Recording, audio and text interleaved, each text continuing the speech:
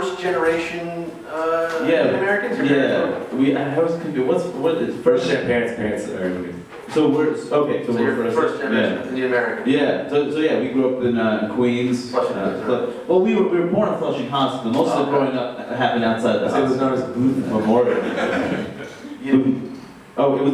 No, are you sure? Yeah, Booth Memorial was what Flushing Hospital is now. In '82, we were born in Booth Memorial. I was born years later, but yeah. Oh, right. So yeah, you guys grew up in Queens, the most culturally diverse place in the country, I believe, right? Yes, that's Jackson true. Heights is Every language is spoken. Every language. That's true. And yet, I was curious because a lot of your stuff, both of you guys, in your own way, deal with a lot of socially conscious issues. Racism is a big theme. I know I watched your stand-up over the years. Yeah.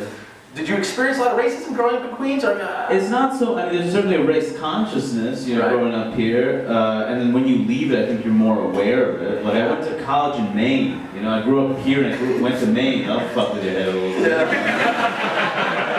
will launch a comedy career. I thought this was normal. Like the whole world is here. This is normal. And then you go to Maine, you're like, oh no.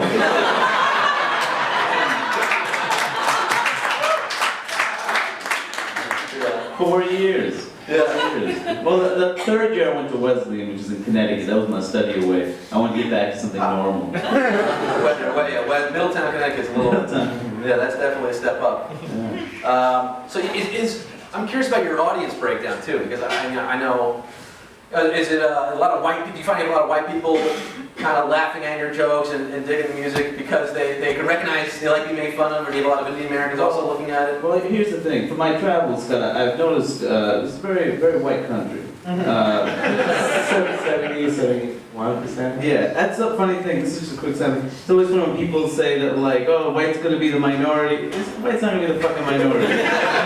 White will be the biggest percentage. That's only if you think all minorities are the same. Which would be awesome.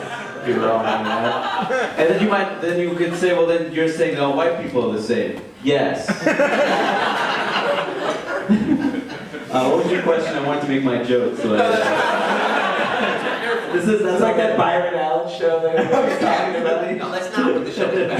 Set me up, I'll do the You're joke. trying to stay as far away from that show as possible. He has an empire, Scott. Him and his mom own like a production. Seriously? Yeah, oh my god. Entertainment studios. I don't even know if I'm Byron Allen is a late Is this some like Illuminati shit right That's exactly what I was about to say. There's no reason for Byron Allen to be this successful unless he's bought into the Illuminati. There's no other way. Well, he's made a living unleashing comedians. Yeah. All these comedians were tied up, tethered up, and someone had to unleash them. In the other room in the basement. That's his kind of And that's how he lets them out. There's no logical reason why good comedians should be on the show. So you've done the show? Of course not.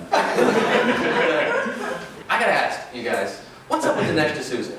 Oh. Can I ask you guys that? And Bobby Jindal, what's going on here? Bobby Jindal seems like it's hard to know why someone wants their politics. It seems like he has a lot of sort of weird, grew up in an odd, very white place, and shame thing going on, changing the name.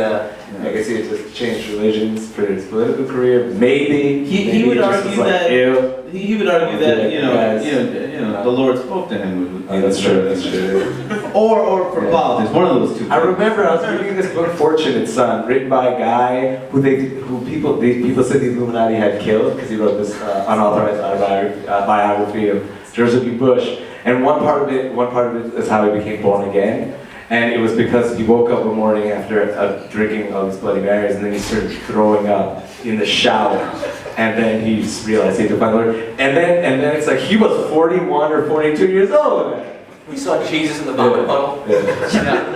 It was mixed with the hair coming off his head because he's 41 years old. 41 years old, getting drunk and vomiting in the shower.